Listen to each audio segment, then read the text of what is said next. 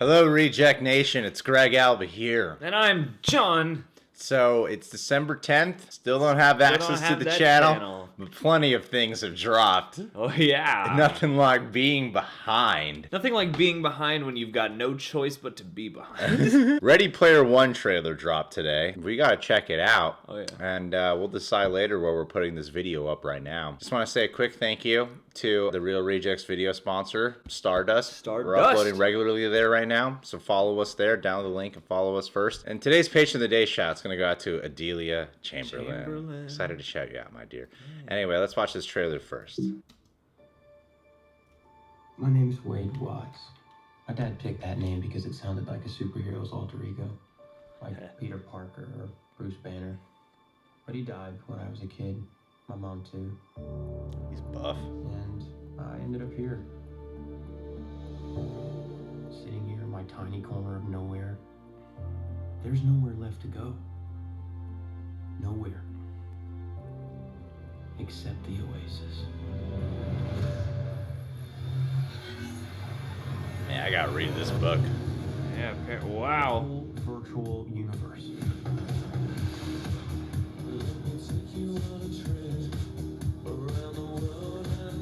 People come to the Oasis for all the things they can do. But they stay because of all the things they can be. Can you feel this? Yeah. It's the only place that feels like I mean anything. The Oasis was the brainchild of James Halliday. Hello. If you're watching this, I'm dead. I created a hidden object, an Easter egg. The first person to find the egg will inherit $500 billion. Whoa! Full control of the Oasis itself. Oh, so there's a real plot here. Oh, yeah. Who is this Parzival, and how the hell is he winning? Find him. This isn't just a game. Oh, no. I'm talking about actual life and death stuff. The Oasis, the world's most Is important. that Ben Mendelsohn? Yeah. And it's nothing less than a war for control of the future.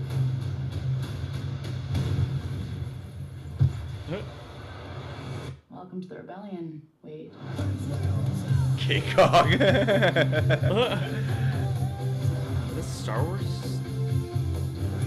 stuff? Like many of you, I only came here to escape. But I found something much bigger than just myself. Are you willing to fight? Gundam. Damn. Help us save the Oasis. Yeah. No, that last tune sounded super. Was that's from like E.T. or something, right? Which part?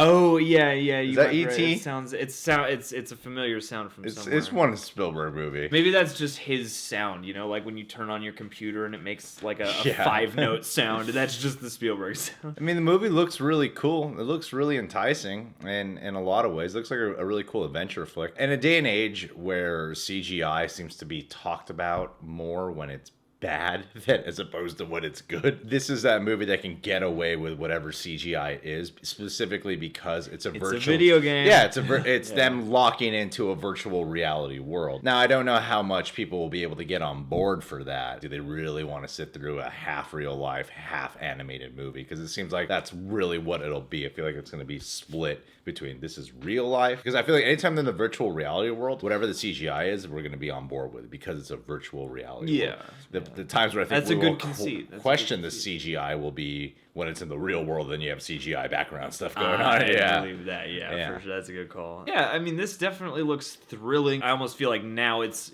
which references are going to be left out. Yeah, there's a lot of 80s references. Yeah. And in this trailer, even more than the last, it feels like, you know, they're going hog wild on this. It's 2045, and it's all a bunch of 80s references. Yeah, a bunch of, like, sinister-looking adults trying to outwit kids in a video game. Yeah. Like, you guys aren't going to win. But I like that plot lot. It's kind of got this Willy Wonka plot about it, you know? It's like Willy Wonka meets the reverse Matrix. It's like, we want to be in the computer. Now I got to find the keys to inherit the kingdom. Well, Andrew Turpinning over at Patreon has suggested to us many times that we read the book. Yep.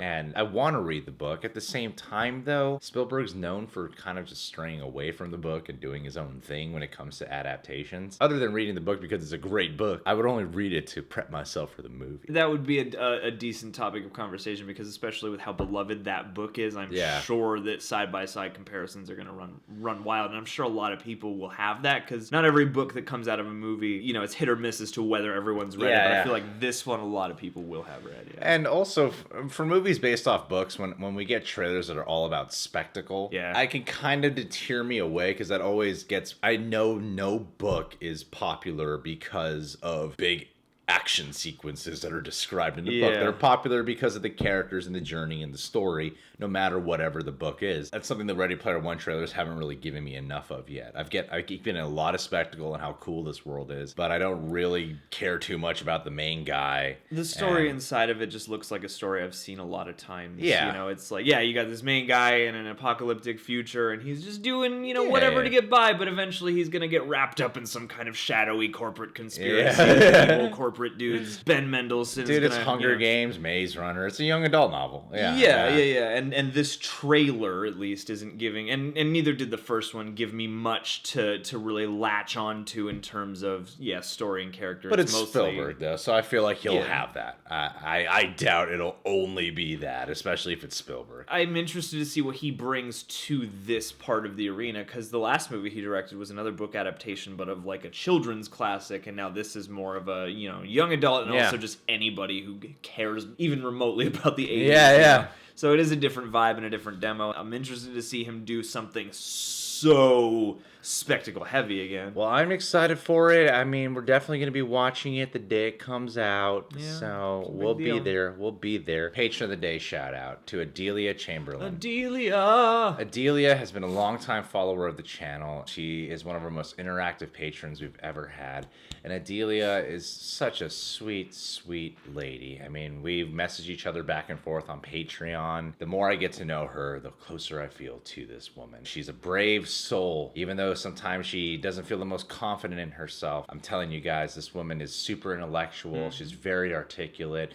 Has this efficient way of communicating with her words. She even did this audio log type of podcast. She's a huge Star Wars fan, and it's a bummer because on the 12th she has to get foot surgery, so she's not going to be able to go to the theaters for a while. She's going to have to avoid the internet to avoid any and all Last Jedi spoilers. I want you to know, Adelia, I have faith you can avoid all the spoilers. Okay? Kylo Ren dies. I haven't seen the movie yet, but I already heard this. Han Solo comes back and kills him. Kills Kylo. I'm kidding. I have no idea what happens to that movie. We love you. We love you. Be safe and best of luck on your surgery, Good luck my with dear. your surgery. Because you are a beautiful woman and you deserve to have a healthy foot. Subscribe to The Real Rejects. Click that notification bell. You can follow us on Patreon. It's become like our second channel / website. So go check it out and make sure to download and follow us first on the Stardust app, people. Posting regularly on there. And follow Adelia on Stardust too. She's on Stardust too. She posts hella Stardust.